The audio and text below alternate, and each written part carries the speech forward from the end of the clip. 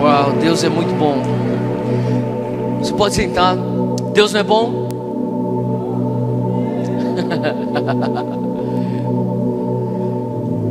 Se você sente que Deus é bom na tua vida agora, se sentiu a bondade de Deus sobre você, sabe o que a Bíblia diz? Que é a bondade de Deus que nos leva ao arrependimento. Sabe, a realidade é que Deus quer te constranger com a bondade dele. Você crê nisso? Fala para quem está do teu lado: Deus quer te constranger com a bondade e o amor dele. Fala isso para quem está do teu lado. Você crê nisso? E quando ele te constrange com o amor e com a bondade dele, a palavra de Deus fala que a bondade dele nos leva ao arrependimento. E o arrependimento nada mais é do que metanoia. Fala comigo: metanoia. Metanoia é mudança de mentalidade. É mudança de mentalidade. Sabe, às vezes a gente entra na presença de Deus e Deus faz algo no nosso espírito, mas porque a nossa mente ainda não foi renovada, nossa mente ainda não mudou, a gente não consegue traduzir aquilo que Ele fez no nosso espírito para que aquilo venha a ser o nosso estilo de vida. Faz sentido? Então às vezes você está na presença de Deus, que nem você esteve agora, você ainda está, você está sentindo, Deus está fazendo algo no meu espírito. Mas sabe a importância de você ter essa metanoia, de você mudar a maneira de você pensar, para que quando você sair daqui, você for para a tua cidade, eu sei que muitos aqui nem são de Brasília, quando vocês forem talvez para o teu condomínio onde você mora, para a tua faculdade, para o teu trabalho, você consiga continuar vivendo aquilo, porque você passou tempo renovando a tua mente. E a bondade de Deus fala assim: eu quero que você mude a maneira de você pensar. Então quando você tem um encontro com a bondade de Deus, é como se a tua opinião mudasse acerca de Deus. Uau, Deus, eu não sabia que o Senhor era tão bom assim. E você tem uma metanoia, você tem um arrependimento. Então muitas pessoas pensam: o que vai levar um povo ao arrependimento? É quanto mais eu pregar julgamento, quanto mais eu fizer então acusações, quanto mais eu fizer com que eles se sintam culpados e envergonhados. Não, isso na verdade é totalmente antibíblico. A palavra de Deus fala que é a bondade dele que nos leva ao arrependimento. E sabe, a verdade é que Deus está querendo que você venha a ser um carregador tão grande, tão forte da bondade dele, que as pessoas vão olhar para você e falar assim: cara, eu nunca vi um Deus tão bom assim, cara. Eu nunca tive uma ideia, eu não tenho uma ideia que Deus é tão bom assim, mas vendo a tua vida e vendo como Deus é bom para você, eu tenho que mudar a maneira de eu pensar acerca de Deus e do cristianismo. É isso que quer dizer que a bondade de Deus nos leva ao arrependimento. E Deus quer usar você para ser o alvo, o target, para ser atingido pelas bombas do amor e da bondade de Deus. Quantos querem ser esse alvo? Erga sua mão agora e fala assim: me atinja, Deus. Me atinja com a tua bondade e com as bombas do teu amor. Em nome de Jesus. Em nome de Jesus. Eu tenho meditado ultimamente no fato que o reino de Deus vive dentro de nós. O Espírito Santo que ressuscitou Jesus Cristo dos mortos vive dentro de mim e dentro de você. Você não recebeu um Espírito Santozinho ou um Espírito Santo Júnior. Não, você recebeu o Espírito Santo que ressuscitou Jesus Cristo dos mortos, habita em você. E sabe, às vezes isso é uma afirmação tão forte que a Bíblia faz acerca da nossa natureza como pessoas convertidas, que eu creio que nos põe diante de um desafio. O desafio que muitas vezes eu tenho meditado, que eu não quero que o meu cristianismo seja reduzido a boa cidadania apenas. Faz sentido o que eu estou falando? Eu não quero reduzir meu cristianismo para que ela venha a ser simplesmente boa cidadania. Agora eu quero que você entenda o que eu estou falando e preste atenção, porque eu não estou falando de algo que vem em detrimento de outro. O que eu estou falando é: sim, vamos fazer obras, porque a própria Bíblia diz que fé sem obras é morta. A fé sem obras é morta. Mas eu creio que Deus nos chama para mais do que isso. Sabe, eu estava conversando semana passada, não, na verdade foi essa semana, hoje nós estamos sábado. Eu estava conversando terça-feira. Eu saí e fui conversar com um amigo meu, ele é meu amigo já faz 16 anos. A gente se conhece desde muito tempo atrás. E esse cara, eu conheci ele na igreja. Ele não frequentava a minha igreja, mas a gente se conheceu no circuito de igrejas e a gente andou junto. Ele até hoje é um cara da música e ele viveu muitas coisas boas e coisas traumáticas dentro da igreja. E recentemente ele teve um encontro com o Espírito Santo que foi tão radical, que ele fala assim, cara, ele me ligou na segunda-feira e falou assim, Theo, você tem que marcar um horário aqui, você tem que separar um tempo que eu tenho que conversar com você, porque eu não estou entendendo o que está acontecendo, eu não consigo dormir já faz 2 noites, a minha boca está formigando, eu levei um capote que eu não acredito nessas coisas, e o cara é meio da linha tradicional, e ele falou assim, eu não acredito nessas paradas do Espírito Santo, e aconteceu um negócio na minha vida, e eu sei que você curte essas paradas, e você tem que me explicar, cara, me explica o que está acontecendo comigo. A gente marcou, a gente foi sentar para conversar e ele começou a falar sobre a história dele. Ele falou assim, cara, deixa eu abrir umas coisas sobre a minha vida que eu nunca abri, mesmo nós sendo amigos há 16 anos. Ele começou a abrir certas coisas da vida dele, o trajeto dele no Evangelho. Ele começou a abrir sobre os traumas da vida dele. Ele começou a falar sobre os momentos que ele falou assim, cara, mas em meio a tanta coisa errada, eu experimentei tanta coisa verdadeira. Theo, me explica isso, cara. Sabe, eu creio que eu falei assim para ele, sabe, brother, a gente cresceu junto, a gente, sabe, eu vivi minha adolescência na década de 90 e aqui no Brasil existia um movimento neopentecostal tão forte, que foi um movimento tão guiado pelo Espírito Santo, que foi um boom, e ao longo do caminho algumas coisas entraram que não foram tão boas, que talvez não foram tão do Espírito Santo, mas é inegável que as suas origens eram origens verdadeiras, autênticas do mover do Espírito Santo. E eu conversando com ele, eu falei assim, sabe, uma das coisas que eu acho que tem sido a chave para eu me manter no centro da perfeita vontade de Deus é que eu tenho aprendido, eu não sou um mestre nisso ainda, de maneira alguma sou um mestre nisso, mas eu tenho me esforçado a proteger o meu coração de ofensa. Eu tenho me esforçado a tentar a guardar o meu coração de talvez coisas que eu vejo que são erradas, e vejo coisas que eu não entendo, e não permitir com que aquilo venha criar uma raiz de amargura no meu coração, estragar tudo, e de repente eu tô jogando bebê com a fralda suja. Sabe, a realidade é que muitos, eu diria que tem muitos aqui que cresceram nessa década, e você sabe exatamente o que eu estou falando.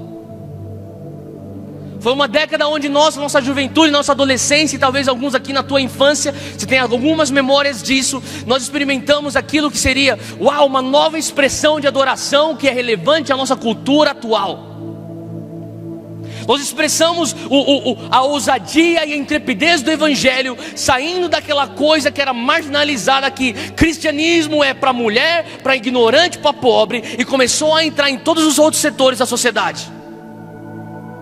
Nós experimentamos aquilo que era algo tido como tão difícil, crescimento de igreja, conversão e discipulado de almas. E de repente as igrejas começaram a ter um boom, e começou um crescimento estrondoso da igreja evangélica no Brasil. E tudo isso é bom. Mas ao longo do caminho teve algumas coisas que talvez a nossa geração foi observando, e talvez a gente começou a ser atingido por aquilo, e a gente não guardou o nosso coração, e a gente começou a permitir com que ofensa criasse então brechas no nosso coração, para que raiz de amargura criassem seus tentáculos e começassem a permear o nosso coração, e de repente nós temos uma legalidade para um estilo de vida sabe, lascívia e carnalidade. E de repente você está vendo hoje uma igreja que está polarizada entre o mover do Espírito Santo e uma teologia sã. Você sabe o que eu estou falando? Eu tenho questionado, isso tem me incomodado muito. Eu tenho falado, Deus, por que tem que ser um ou outro? Eu lembro que eu experimentei isso na minha adolescência. Daí quando eu tinha 17 anos de idade, eu me mudei para fora do Brasil. Eu fiquei quase 11 anos fora. Quando eu voltei mais tarde, eu chego para um país onde eu começo a ver a galera com que eu participava de alguns eventos. E eu falava assim, cara, você lembra quando a gente ficava chapado do Espírito Santo? E o cara tá falando assim, cara, eu não acredito mais nisso. Eu não acredito mais nisso, porque naquele meio tinha uma manipulação, e porque naquele meio teve pessoas que se aproveitaram da fé vulnerável de jovens que nem eu, e eu não acredito mais nisso. E agora o que eu quero sabe de uma coisa? Eu vou querer viver um evangelho seguro. Me dá só Bíblia. Eu estou falando alguma coisa? Faz sentido o que eu estou falando para você? Ou você não está? Faz sentido o que eu estou falando? E daí na minha cabeça eu falo assim, cara, eu tenho compaixão pelo teu sofrimento, pelas tuas decepções, pelas tuas frustrações. Mas ao mesmo tempo eu estou pensando, eu nunca tive um líder na minha vida, desde do dia que eu nasci até o dia de hoje, eu nunca tive um líder na minha vida que não me decepcionou. E mesmo assim eu tenho que honrar os meus líderes. Mas eu estou escutando a tua história. Fala mais, fala da tua história. Que mais? E então eu decidi, sabe de uma coisa? Eu quero estar num lugar onde eu sei que as minhas finanças estão indo para a justiça social. Eu concordo 100% com isso também. Concordo com isso. Eu não vou ficar dando dinheiro para os outros ficar se enriquecendo da minha fé vulnerável. Eu concordo com você também. E no meio de tanta afirmação embasada com experiências genuínas e próprias, eu falo, eu concordo com você. Mas ao mesmo tempo eu olho para aquilo e falo, mas eu discordo de você. Você pode pensar, caraca, o teu é bipolar. É mais ou menos isso, brincadeira. Mas eu creio que você também tem essas crises. Quem tem essas questões na tua cabeça? Eu tenho que falar assim, Deus, eu não quero. Sabe, eu sou uma pessoa que eu tenho um apreço por teologia. Tanto é que eu fui estudar e eu estou no meio do meu mestrado de teologia. Então eu tenho um apreço por teologia. Mas eu também, eu amo estudar a palavra, eu amo a palavra. Mas ao mesmo tempo eu falo assim, Deus, tudo que eu estudo da palavra tem que ser coisas, revelações, verdades que me apontam para a pessoa que escreveu a palavra, Jesus, Deus Pai e o Espírito Santo. Se a palavra, se o meu estudo não me leva a ter um encontro com o autor desse livro, em vão estou estudando esse livro. Esse livro tem que me levar à revelação de quem Cristo é. Eu tenho clamado e falado assim, Deus, eu não quero ser de uma geração que vive um cristianismo que nada se difere do que boa cidadania. Sabe, a realidade é que a LBV faz justiça social muito melhor do que nós. Criança Esperança talvez são melhores cidadãos do que nós. Conheço muçulmanos. Quando eu era missionário na Índia com o Jocum e trabalhava numa parte de Nova Delhi só de muçulmanos, eles faziam mais para os pobres do que os cristãos estavam lá. Budistas, conheço muitos budistas que fazem mais boa cidadania do que nós. E de maneira alguma eu estou querendo nos isentar da responsabilidade social que nós temos como igreja. Eu levo a sério aquilo que Jesus diz: o que você fizer para esses pequeninos, você está fazendo para mim. Quando eu estava na cadeia, você não me visitou. Quando eu estava com sede, você não me deu para beber. Quando eu estava nu, você não me deu para vestir. Quando eu estava faminto, você não me deu para comer. Eu levo a sério isso, mas o nosso cristianismo não pode parar só aí. Você não pode falar que o Espírito Santo mora dentro de você só para você ser um bom cidadão.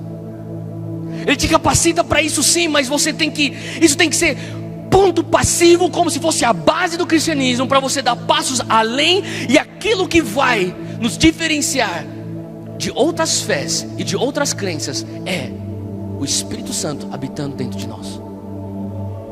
Nenhuma dessas fés, por mais nobre que elas tenham nas suas causas, nas suas visões, nenhuma dessas fés, por mais compassiva elas são na sua prática, nenhuma delas tem o Espírito Santo morando dentro de nós. Só pela fé cristã. É só através do sacrifício da cruz que abre e rasga o véu para que o Espírito Santo que ressuscitou Jesus Cristo dentre os mortos habite dentro de você. E deixa eu fazer um parênteses: o Espírito Santo não é uma coisa. O Espírito Santo não é uma brisa que você sente que nem você sentia quando você fumava o teu beck. O Espírito Santo não é uma vibe positiva que nem você escuta as suas amigas falando da aula de yoga. O Espírito Santo não é uma coisa. O Espírito Santo é uma pessoa. O Espírito Santo é uma pessoa que quer ter um relacionamento com o povo de Deus. E ele fala: eu moro dentro de você. E eu quero que você me dê espaço para eu sair. E me dá espaço para uma vazão, para que eu venha invadir a tua realidade das possibilidades que você vive na tua faculdade, que você vive no teu condomínio, que você vive no teu trabalho, que você vive na tua cidade. E me dá espaço para eu invadir a tua possibilidade, para eu chocar o mundo com a impossibilidade.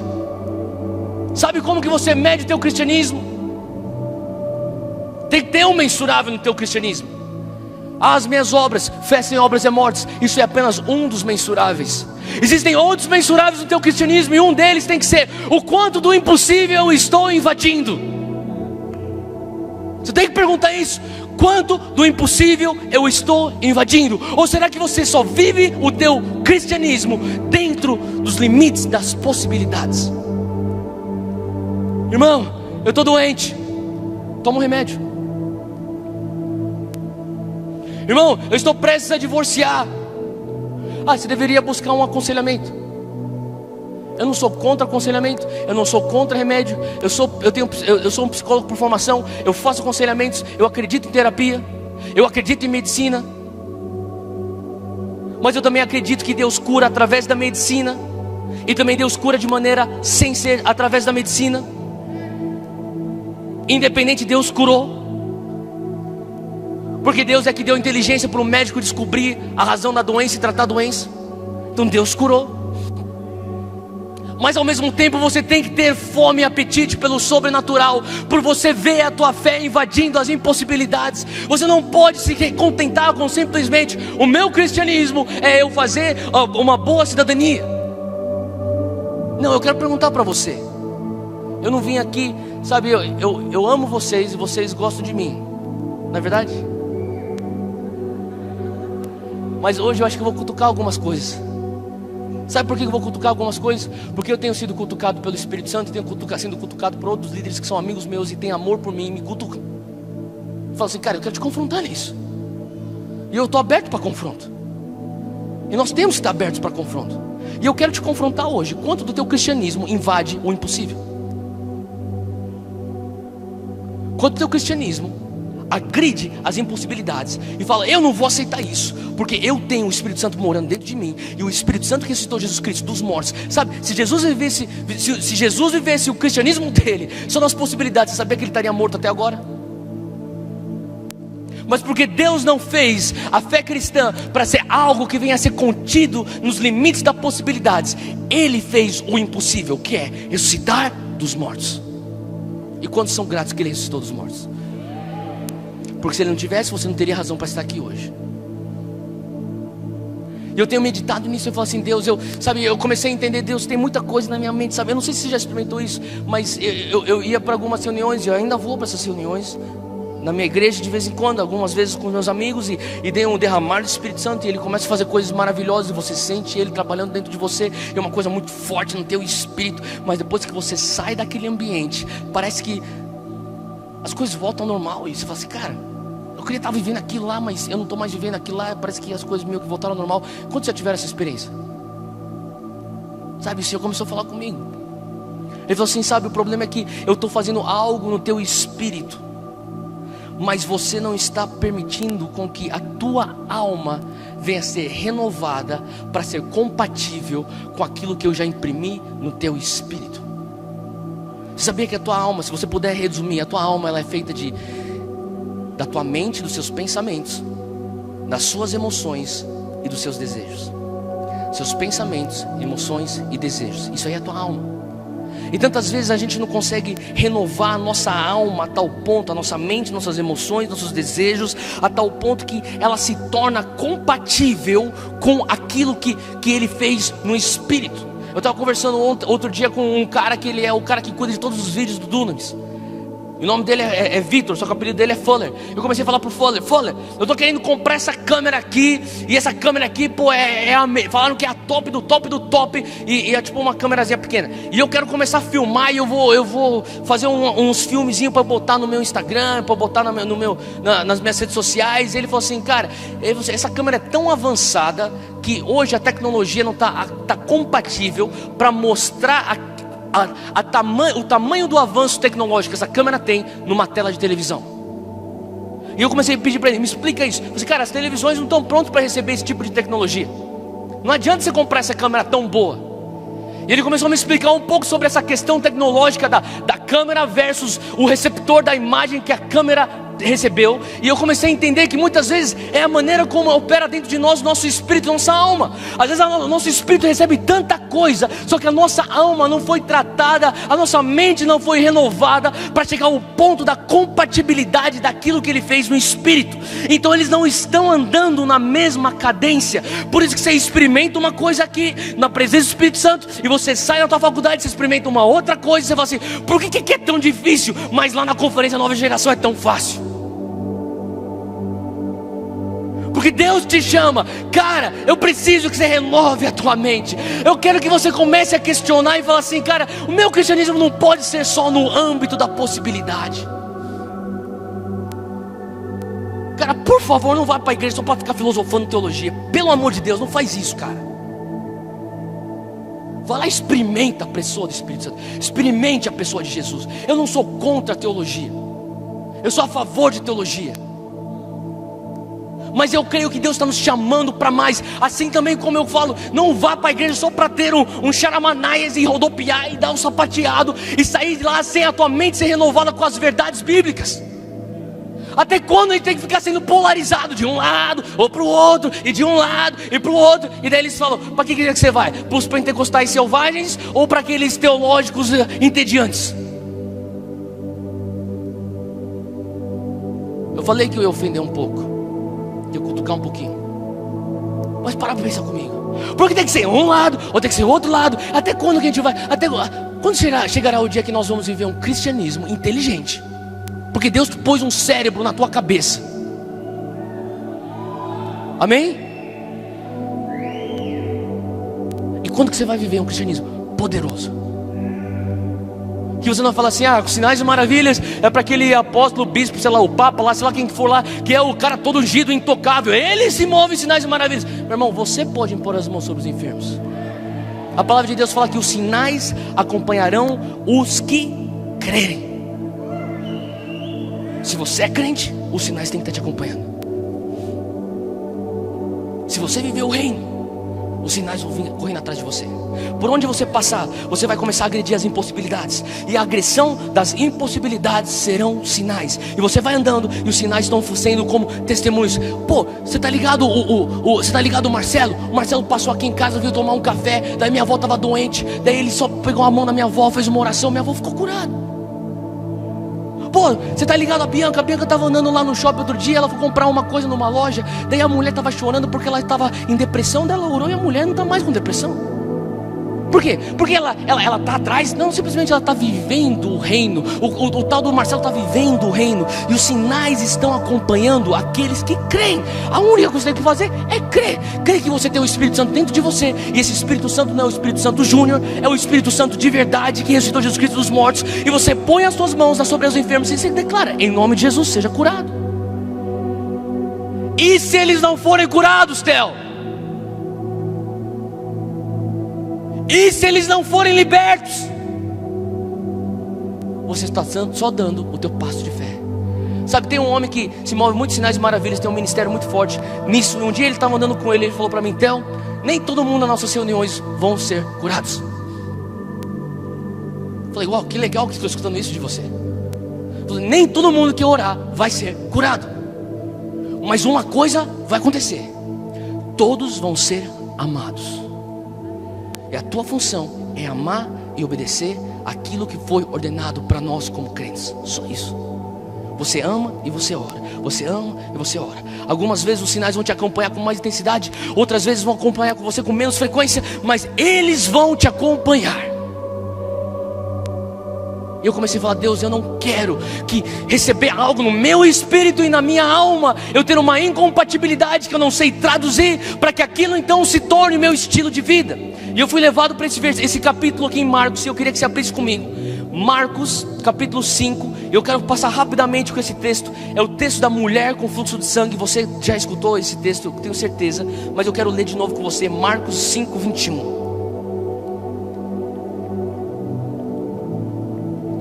Ele fala assim: e passando Jesus outra vez num barco para o outro lado, ele ajuntou-se a ele uma grande multidão, e Jesus estava junto do mar. E eis que chegou um dos principais da sinagoga. Isso aqui é um aristocrata, ele era um doutor da lei, ele era high society, Jairo. E Jairo, vendo Jesus, prostrou-se aos seus pés. Uma cena rara. Um cara tão pomposo que nem Jairo, com tanta reputação, se joga aos pés de Jesus nessa praia. E Jairo rogava-lhe dizendo: minha filha está morrendo, eu rogo-te que venhas. Ele impõe as mãos para que ela sare e viva. Ele está clamando, Jesus. Ele está tão desesperado. Quantos de vocês entendem que às vezes o desespero vai fazer com que você abra mão da tua dignidade? Deixa eu falar, tem alguns encontros que Deus tem para você, que você vai ter que abrir mão da tua dignidade.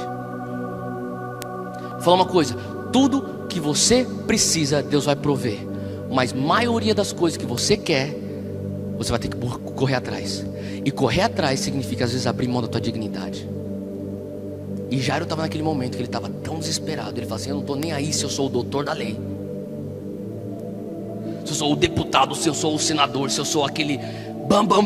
Ele espera junto com a massa na praia. E de repente chega o barco de Jesus e seus discípulos. Eles chegam na terra e os discípulos pulam no barco. Talvez está lá Pedro puxando com a corda, amarrando o barco de Jesus. Jesus então é ajudado, ele sai do barco. E assim que ele pisa, ele começa a andar sobre aquelas águas, andar naquelas águas rasas da praia, e chega em terra seca. De repente Jairo, ele se despide da sua dignidade. Ele sai correndo, ele se joga aos pés de Jesus e fala: Jesus, minha filha está morrendo, você precisa ir lá. Se você impuser as mãos sobre ela, ela será sarada.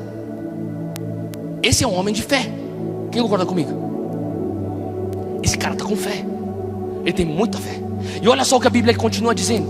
A Bíblia diz aí, ele continua seguindo, dizendo que sim, que Jesus no 24 foi com ele e seguiu junto com ele, Jesus e Jairo, uma grande multidão que o apertava. O que quer dizer aqui? Quer dizer que Jesus, ele tá prestes a curar a filha de Jairo, e as pessoas estão seguindo ele, porque isso aqui é um caso raro.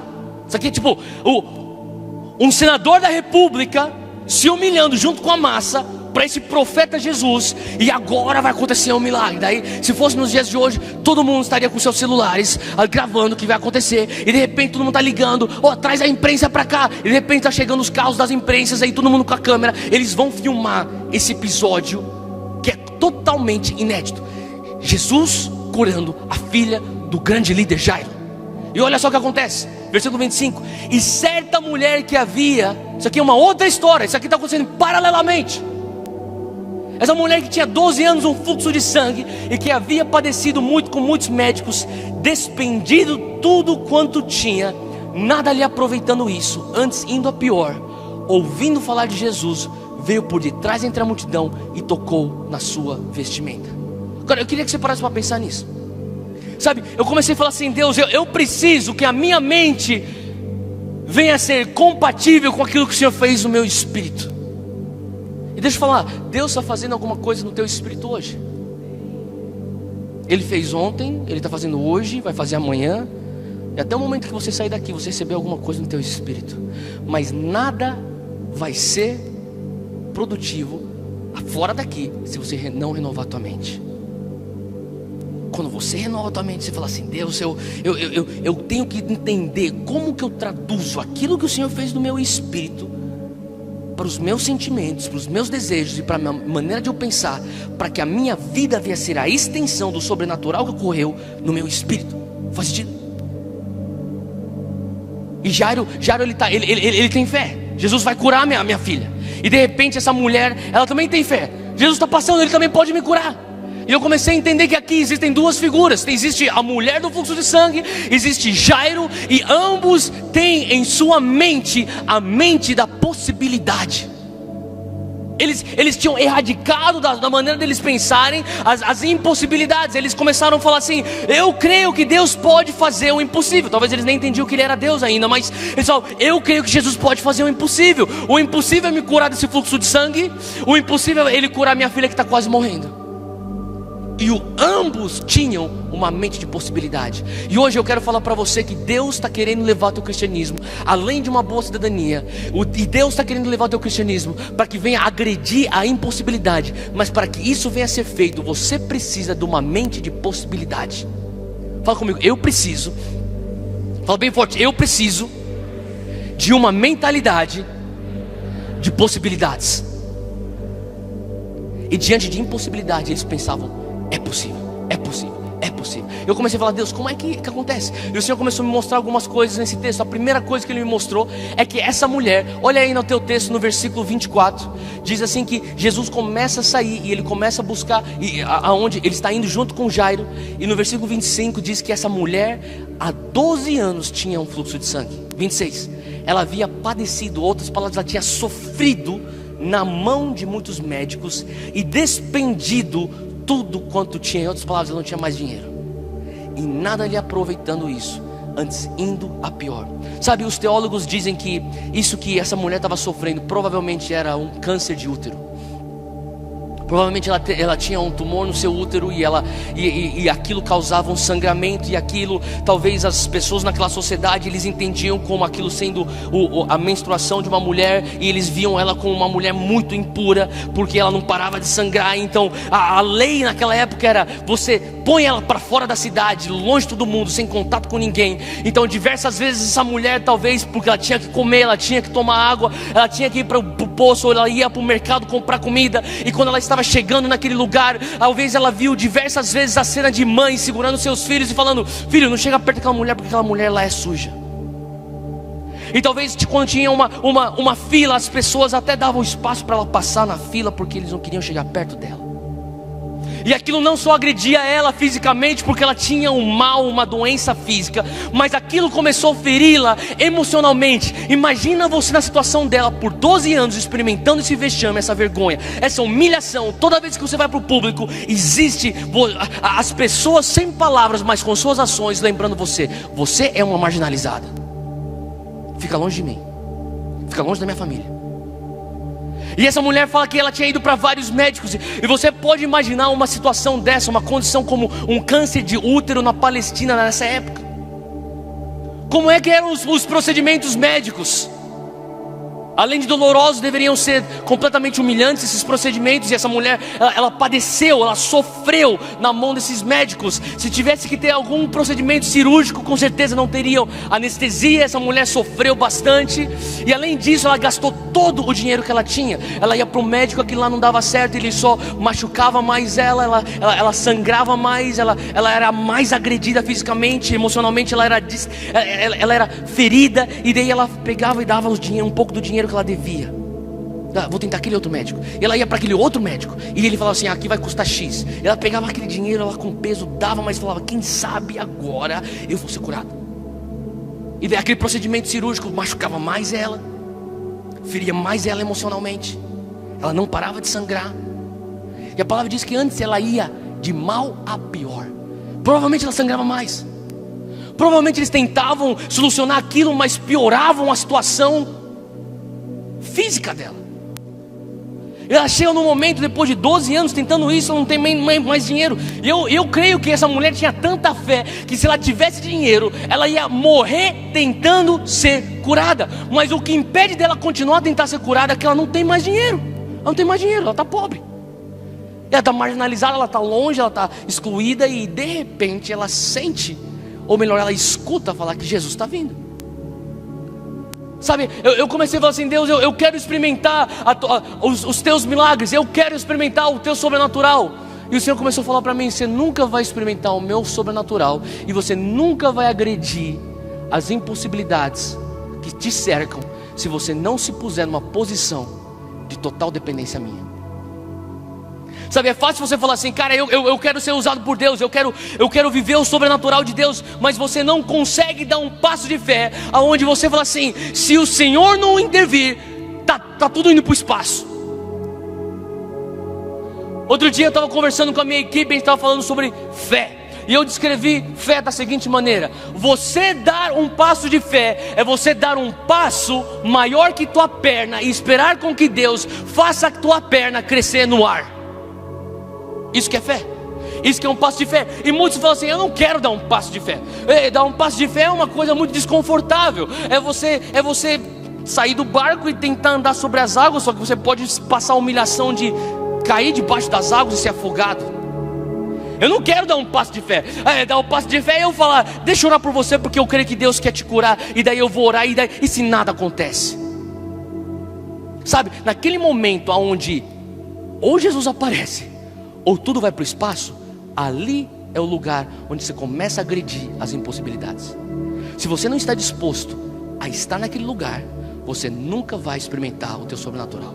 O lugar onde os teus recursos não dão conta, o lugar onde os teus dons não dão conta, o lugar onde os teus talentos não são suficientes, o lugar onde os teus contatos não conseguem ter influência. Naquele lugar, ele começa o sobrenatural dele. E essa mulher, ela fala assim: eu não tenho mais dinheiro, eu não tenho mais médico para ir, eu não tenho mais o que fazer, eu estou aqui, eu estou completamente dependente de algo divino.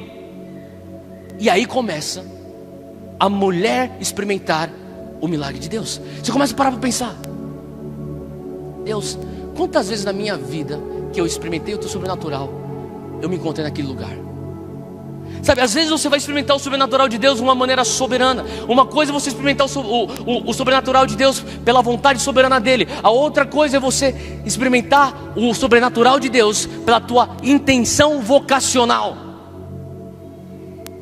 O que é diferente? Qual é a diferença? A diferença é você estar andando pela rua e de repente acontece um milagre e você consegue experimentar aquele milagre sem você nem querer. Outra coisa é você entender: eu sou o agente do reino nessa situação da impossibilidade, e está em mim o Espírito Santo que pode causar um milagre, e agora eu vou dar um passo de fé. E essa mulher estava naquela situação. Jesus estava passando, ela via uma oportunidade, mas se ela não desse o passo de fé, ela nunca experimentaria o impossível sendo agredido na vida dela. Então a primeira coisa que eu comecei a entender, para eu começar a mudar a maneira de eu pensar, de impossibilidades para possibilidades, é que eu preciso conseguir estar e chegar num lugar onde os meus recursos não dão conta. Sabe quando você está diante do Mar Vermelho, e você tem um exército vindo atrás de você, e você tem um povo que não para de buzinar na tua orelha? Quem já esteve nesse lugar antes? É aí que o sobrenatural começa. E o segundo passo é que essa mulher, ela começa a falar consigo mesma: quem sabe se eu tocar nas vestes de Jesus, eu serei curado. Sabe o que Deus começou a falar comigo? Fala comigo: esperança. Fala bem forte: esperança. Fala comigo: fé. Eu comecei a entender a dinâmica da esperança e fé. A esperança, ela atua nas suas emoções, nos seus desejos, ao passo que a fé atua na sua mente. Hebreus 11:1 diz assim, se você pudesse, anota, mas eu não vou tomar muito tempo para ler isso aqui. Fala assim: ora, a fé é a certeza. Fala comigo: certeza. A segurança, o fundamento daquilo que esperamos. O que nós esperamos? Isso é esperança. Em outras palavras, a tua fé é a certeza, é aquilo que você sabe: eu tenho certeza, aqui dentro vai acontecer. Mas o que gera isso? A esperança. Eu espero, eu desejo. E de repente a tua esperança começa a empurrar. É como se fosse você fazendo aquele fusquinha pegar no tranco. É a tua esperança empurrando aquele fusquinha pegar no tranco. E de repente, quando você começa a atingir a tal ponto de velocidade com a tua esperança, que o teu fusquinha faz assim, ó, brum, e ele pega, aí você tem fé. Aí é o motor falando: agora o motor está funcionando, ele vai adiante. E essa mulher, ela começou a cultivar dentro dela esperança. E sabe o que está acontecendo? O que eu mais vejo é uma geração sem esperança. Theo, você está falando sobre esse cristianismo inteligente, você está falando sobre um cristianismo poderoso, você está falando sobre uma ideia de uma igreja. Para mim isso aí é utópico. Como que a gente vai viver o reino de Deus nas esferas da sociedade? Como que nós vamos ser cidadãos do reino de Deus e o reino de Deus através de sinais e maravilhas do impossível e sendo agredido? E como que nós vamos ser excelentes, que nem Êxodo 31 fala que o Espírito Santo encheu Bezalel e ele encheu de conhecimento, sabedoria e de excelência? Como que nós vamos ser excelentes na nossa profissão? Isso aí é tudo uma combinação toda, uma mistureba aí muito utópica. Deixa eu falar uma coisa: se você não tiver esperança, não vai ter fé. Comece a permitir Deus pôr esperança no teu coração. Às vezes Deus está pondo desejo no teu coração. Dá espaço para esse desejo. Dá espaço para esse desejo começar a fomentar em você. Comece a pensar, comece a imaginar. Sabe que às vezes a coisa mais espiritual que você pode fazer é você botar um louvor, botar uma adoração no teu quarto, se deitar na tua cama e imaginar. Imagina. Sai do teu WhatsApp e vai imaginar. Sai do teu Instagram e vai imaginar. Imagina o mundo, imagina o teu mundo ideal, imagina o teu chamado, imagina você vivendo os sonhos de Deus para a tua vida. Imagina. O que é isso? Você está alimentando a tua esperança. E de um determinado dia a tua esperança vai chegar num ponto onde ela dá um tranco na tua fé. E a mulher fala assim: eu sei se eu levantar daqui, eu for lá, eu vou ser tocada, eu vou tocar nele, eu vou ser curada. Esse era o segundo ponto dessa mulher. E daí a palavra diz que ela chega e Jesus está andando, sendo apertado, e ela toca nas vestes de Jesus, e Jesus para e fala assim: ei, quem me tocou? E os discípulos falam: mestre, você está maluco? Está todo mundo te apertando, está todo mundo aqui nessa multidão, como assim quem me tocou? Está todo mundo te tocando. Ele fala assim: não, alguém me tocou de uma maneira diferente, porque virtude saiu de mim. O que era virtude? Virtude era o Espírito Santo, era o poder do Espírito Santo, tinha saído dentro dele. E Jesus, que era tão sensível à presença do Espírito Santo sobre ele, dentro dele, ele conseguiu entender que alguma coisa tinha vazado. Era como se tivesse, saiu um pouquinho, saiu do eixo, saiu. Alguém tirou de mim. Quem tirou? E a palavra de Deus fala, olha só em Marcos 5 novamente. Eu sei que a gente está com pouco tempo, mas segue aqui comigo, me acompanha aqui rapidinho. Fala assim que no versículo 32: e ele olhava ao redor para ver o que isso fizera. Volta um pouquinho antes, versículo 30.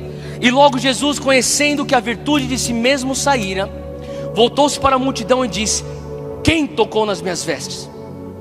E disseram-lhe os seus discípulos: vês que a multidão te aperta e ainda perguntas quem me tocou? E ele olhava ao redor para ver que isso fizera. Em outras palavras, a mulher, a palavra de Deus fala no versículo 29, que enquanto, no momento que ela toca, ela sabe: eu fui curada. É como se ela sentisse dentro do corpo dela: fui curado, está cicatrizado, parou o sangramento, o meu câncer foi embora. Talvez ela nem sabia que era um câncer, foi embora, o meu mal foi curado. Na hora ela sabia. E naquela multidão, essa mulher que era ferida na sua alma, ela era também ferida no seu físico. Ela falou assim: eu fui curada. E talvez a reação dela fosse: eu vou embora, eu já recebi meu milagre, já fui embora, eu estou curado. E Jesus para e ele fala assim: não, eu vou fazer daqui um evento. Isso aqui vai ser um evento agora. Quem me tocou? E vamos embora, mestre. Jairo está aflito aqui. Jairo talvez estava assim: vamos, mestre, minha filha vai morrer, mestre, vamos. E Jesus falou assim: não, espera um pouco. Eu quero saber quem me tocou. E talvez os discípulos: vamos, Jesus. E Jesus: não. E daí talvez um dos discípulos fala, ele já entende como Jesus é, e fala assim: não adianta apressar ele. Quem tocou? E talvez outros discípulos entraram: quem tocou o mestre? Quem tocou o mestre? Aparece rápido aí para a gente poder ir, porque senão a filha do cara vai morrer. Quem tocou o mestre?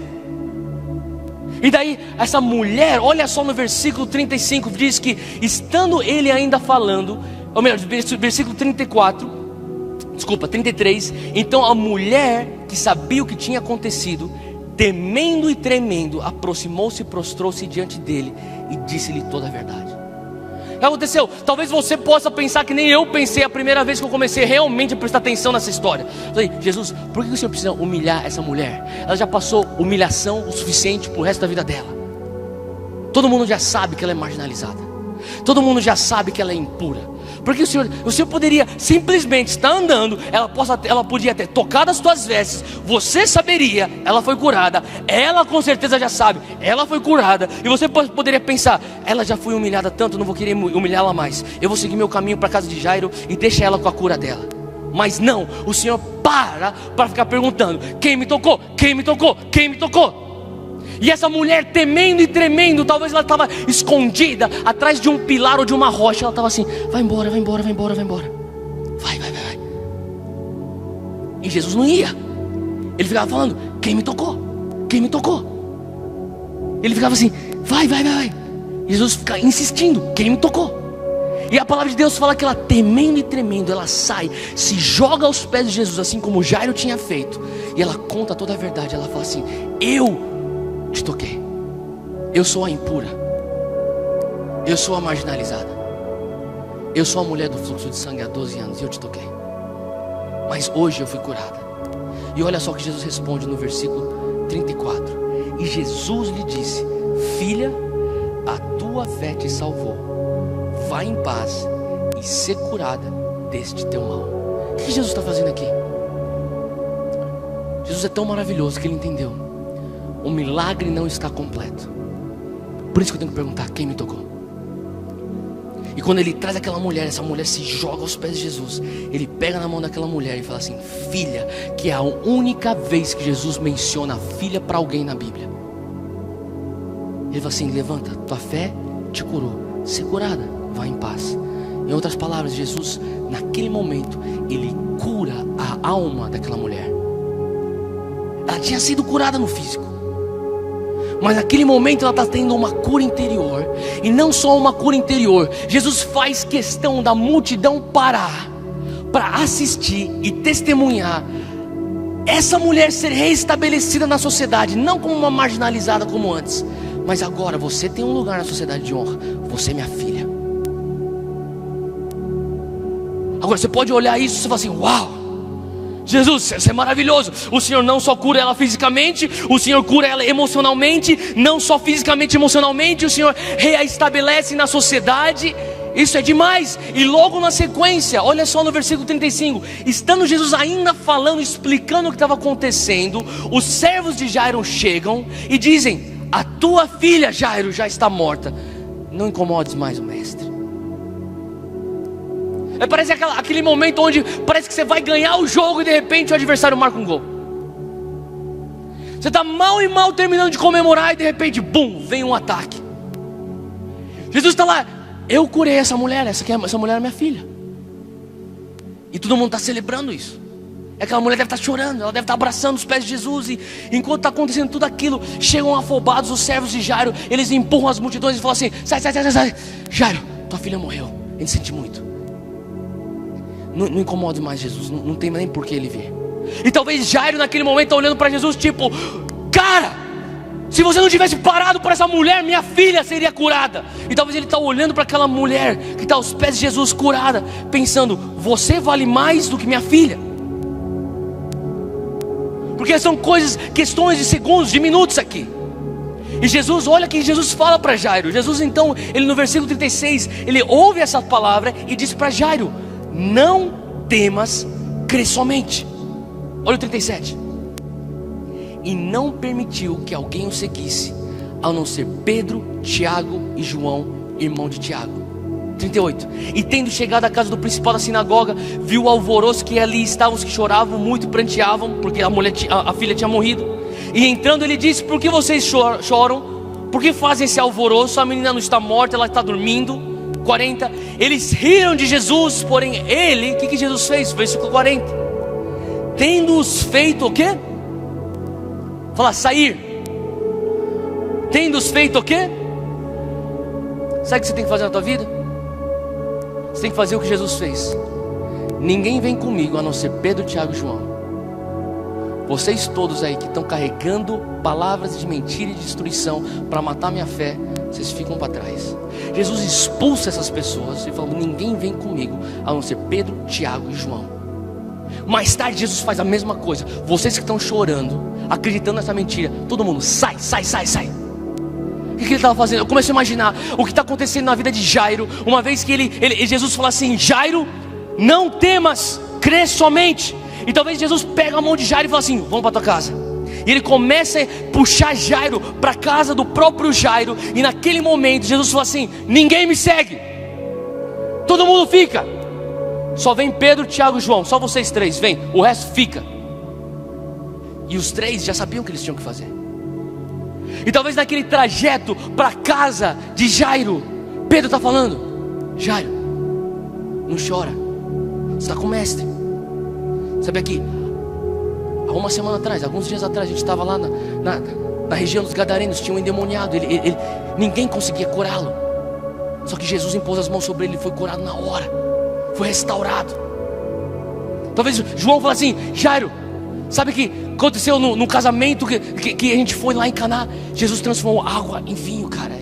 Não precisa chorar, não temas, só creia. Talvez Pedro tenha falado: Jairo, você não precisa chorar, cara, porque uma vez eu andei sobre as águas, porque Jesus me chamou para andar sobre as águas. De verdade, eu andei sobre as águas. E naquele trajeto todo que Jesus está puxando a mão de Jairo para a casa de Jairo, logo depois de Jairo ter recebido a notícia: tua filha morreu, os três discípulos de Jesus estão alimentando esperança e alimentando fé no coração de Jairo. E naquele momento Jesus está protegendo o coração de Jairo, porque ele sabe que a não ser que Jairo consiga realinhar a sua alma por aquilo que ele vai fazer no espírito, eles não vão experimentar o sobrenatural de Deus. E por isso ele fala: todo mundo fica, só vem vocês 3.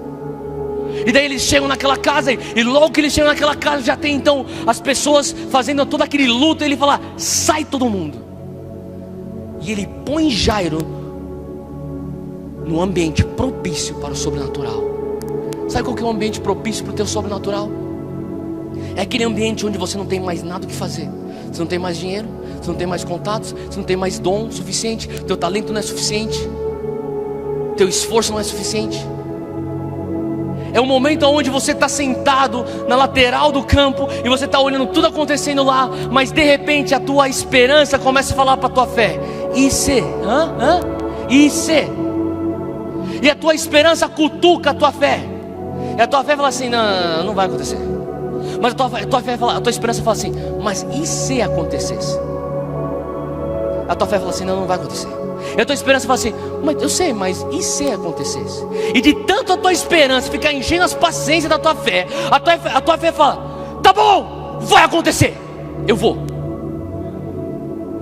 E daí ela começa a ver uma multidão. Ela fala assim: não tem o que fazer, eu vou empurrar, eu vou ser agressiva, eu vou empurrar essa multidão, mas eu vou tocar as vestes de Jesus. E ela toca as vestes de Jesus.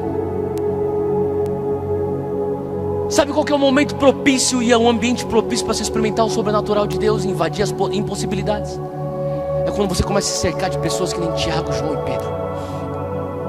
Pessoas que vão sonhar com você, pessoas que vão abanar o teu fogo, pessoas que vão falar para você: você lembra aquela vez que a gente tinha 21 anos de idade? A gente estava naquele congresso e o Espírito Santo veio, e você estava chorando no altar, e você falou que Deus tinha te dado uma visão, que Deus iria te levantar como uma voz de justiça nessa nação. Você lembra disso? Lembro. Não se esqueça disso. Terça-feira passada, eu sentado com meu amigo, eu comecei a ver que eu estava sendo um Pedro, um Tiago e João na vida dele.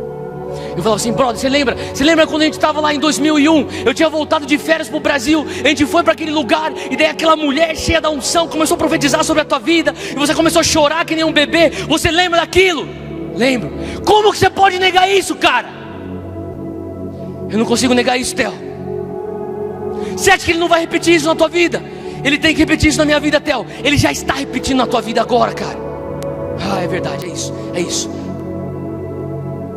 E vez após vez, você se cercando de Pedros, de Tiagos e de Joãos, você está sendo aquele que está recebendo a alimentação da tua fé e da tua esperança, tendo a tua mente renovada, de uma mente de impossibilidades para uma mente de possibilidade. E daí quando você encontra aquele momento que você tem que dar o teu passo de fé, o Espírito Santo vem e você começa a experimentar o sobrenatural.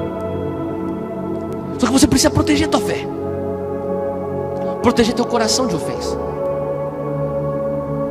não permitir o cinismo entrar no teu coração, não permitir o ceticismo vir e permear a tua teologia.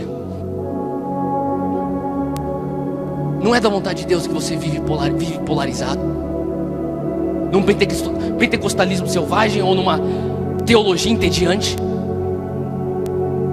Hoje Deus te chama: eu quero que você viva uma sã teologia, mas eu quero que você viva a realidade do cristianismo, não só uma boa cidadania. Eu quero que você venha agredir a impossibilidade.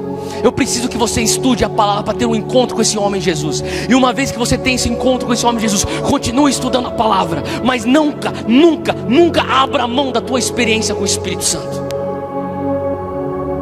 Fica de pé onde você está.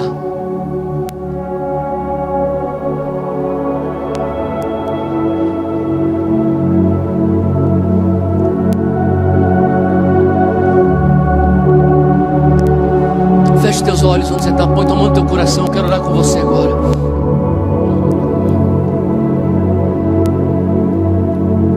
Eu sinto de Deus que essa manhã é uma manhã de comissionamento. Eu sinto de Deus que essa manhã é uma manhã onde Deus começa a trazer uma opção, um C para uma geração. A sociedade evangélica e a sociedade não evangélica talvez vão querer te pôr num canto e falar: escolha de qual tribo você é, daqueles que têm uma teologia e filosofia, ou daqueles que só têm poder sem palavra. E hoje Deus levanta uma geração que diz: eu tenho palavra e eu tenho poder. eu tenho conhecimento teológico e eu não abro mão de uma experiência com a pessoa do Espírito Santo. É hora de uma geração se levantar e olhar para os olhos dos críticos evangélicos e dizerem: você não vai me rotular como A ou B, eu sou C. Não permita com que eles te ponham numa caixa, te chamem de quadrado. Não permita com que ele fale: você tem que agir assim, porque você lê tal fulano e você escuta fulano e você vai para tal congresso. Não, não, não, não, não. Simplifique. É o reino, é o reino, é o reino. Alguns de vocês eu sei, porque eu passei por essa crise. Você fala: eu consigo frequentar isso por um tempo, mas depois eu tenho que ir para um outro tempo, eu tenho uma outra estação, eu vou para aquele outro lugar para frequentar aquilo. Mas no fundo você está numa crise que você quer equilíbrio. Você fala assim: isso aqui não é, isso é bom, mas isso não é excelente. E eu falo para você, até você começar a viver um cristianismo poderoso, inteligente, você vai estar insatisfeito, você vai estar em uma crise dentro de você. Você não foi feito para viver isso. E é hora de a gente começar a simplificar o Evangelho. É hora de nós começarmos a ter amor pela palavra, mas ter amor pela presença.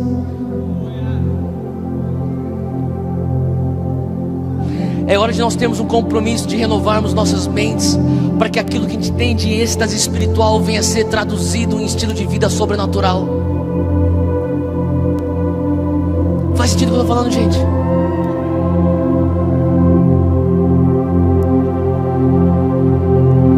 Se isso está no teu coração, eu não sei, mas eu creio que hoje de manhã, quando eu acordei naquele hotel, eu senti de Deus falando: hoje você vai falar com pessoas com crise. Hoje você vai falar com jovens que estão numa crise.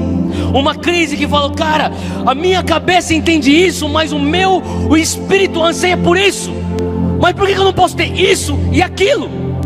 Por isso que eu tenho que ver um pouquinho aqui, depois eu saio, depois eu vou um pouquinho para lá, depois eu saio, depois eu vou um pouquinho para cá.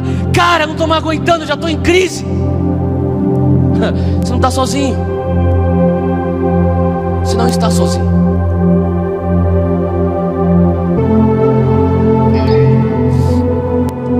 Theo, eu preciso ter algo que venha fazer sentido teologicamente. Eu concordo com você.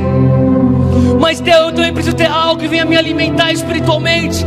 Eu também concordo com você. E hoje nós vamos nos levantar como pessoas que querem viver um evangelho simples e poderoso e dizer: Deus, nós queremos ter amor pela Tua palavra, a Bíblia, mas nós também temos uma paixão para ter encontros com a Tua presença, e nós não vamos abrir mão de um em detrimento do outro, mas nós não vamos enxergar isso como isso ou aquilo, mas como ambos. Nós queremos isso tudo, Pai. Queremos o Teu reino. Se você está aqui na frente, chega as suas mãos, eu quero orar com você agora. Se você puder liberar a entrada dos corredores, tem muitas pessoas no corredor. Só dá só um tempo aqui, o pessoal vir aqui para frente. Se você está aqui na frente, vem bem para frente, tem muitas pessoas no corredor. Você que está no corredor, tenta chegar a algum lugar aqui na frente. Por favor, libera a passagem, pessoal do corredor. Você que está aqui no altar, libera a passagem, pessoal do corredor, vem, chega e vai preenchendo aqui na frente. Sabe, o Senhor quer trazer encontros sobrenaturais para você. Eu creio que muitos de vocês vão ter visitações angelicais no teu quarto enquanto você adora. Eu creio também que hoje vai ser uma noite, ou melhor, uma manhã, aonde muitos de vocês vão ter uma paixão renovada pela Bíblia. Você vai ser tão apaixonado pela Bíblia que você não vai sentir o peso do legalismo enquanto você lê tua Bíblia. Eu sinto Deus falando: eu quero renovar entusiasmo pelo Evangelho. Deus quer renovar suas mãos. Eu quero orar com você agora. Onde você está agora? Erga suas mãos e comece a clamar: Deus, eu quero isso, eu quero isso. Me tira dessa crise, me põe nesse trajeto novo. Hoje Deus quer te tirar da crise, te trazer encontros sobrenaturais, experiências que vão alimentar o teu espírito, experiências que vão alimentar a tua mente. Se você tem polarizado, hoje é o momento de você realinhar. Fala: Deus, eu não quero mais polarizar isso. Eu não quero enxergar de uma maneira inconsciente que boa teologia não pode vir junto com manifestação do poder do Espírito Santo. Eu não aceito essa mentira do diabo. Nós vamos adorar o Senhor. Enquanto nós adoramos o Senhor, é o momento de você se entregar a Ele agora. Se entrega a Ele agora, Ele está te levando. Eu quero só liberar algo rápido. Eu libero agora encontros sobrenaturais com a glória. Eu libero agora, em nome de Jesus, encontros angelicais nos quartos. Eu libero agora encontros palpáveis com a presença manifesta de Deus nos carros, nos elevadores, nas cozinhas, nas salas, nos chuveiros. Eu libero agora no teu local de trabalho a manifestação do poder de Deus. Eu libero sobre as tuas mãos agora a unção para curar enfermos, a unção para libertar os cativos. Eu libero agora você se movendo no sobrenatural, porque você tem tanto amor, e o teu amor, ele é traduzido em passos de fé. Agora eu libero sobre a tua vida, em nome de Jesus, em nome de Jesus, em nome de Jesus. Receba agora, receba agora.